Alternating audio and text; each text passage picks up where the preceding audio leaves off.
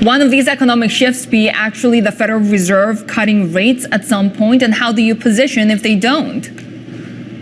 Yeah, I mean, when I looked at the analysis last year, we really saw that the Fed funds target had to be between the 5 to 7 range. So obviously that is a big pill to swallow when you start with a 25 basis point Fed funds rate. So we knew it was going to be a long road, and the market was never going to like it being that long of a road. So the Fed obviously started off with a 5% kind of target, and we've been going towards that. But if you even look at Bloomberg's chart from this past week where it says the rate hikes, we're really only expecting now March and May, which would put us even less than 5.2. You see Jamie Dimon coming out this past week saying that we really see the Fed going to 6. This is the beginning of the Fed setting expectations that we are going to have to go beyond what the market has so far been willing to accept. Where do we go in the Treasury space, which has already seen the worst week this year then? Absolutely. All three indexes are first week, not only on treasuries, but all three indexes to the negative. I think the market is finally realizing that it has got a longer road to a pivot. And that is so hard. I feel like the market has been pushing the Fed and instead of not fighting the Fed, they've been pushing the Fed to give up on this rate hike mission and to really pivot. And they really had priced in a Q3 pivot. Now with this new information that looks like we're going to a Q4 pivot that the market is expecting. But I'm saying that I think the market has got this wrong. The Fed is in such a rock and a hard place like they've never been before, and they have to make this a longer term recovery. And the market is just not willing to accept that because the market wants to get back to stimulus and low cost of capital so they can just bang it out and go to the moon.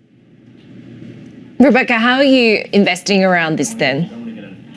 It's very difficult. I say this has been the most difficult situation because the second that we feel like we might get some economic reprieve, we start to go to all the geopolitical factors. We are never seen such a conglomeration or consolidation of events that could turn the economies of the world negative. So what we're looking at on the geopolitical front is obviously escalation of tanks into Ukraine. Now we have all of these, balloons flying all over. Are they Chinese? Are some other parts American? What is going on there? So there's that going on. We have the World Health Organization saying there's a new bird flu coming out. We know there's some countries that are being literally quarantined from hemorrhagic fever. There is a lot of health, economic, and geopolitical risks right now. And you combine all of that with BRICS nations and Saudi Arabia announcing in Davos just a couple weeks back that they are really willing and ready to sell, or able and willing to sell outside of the US dollar, which would really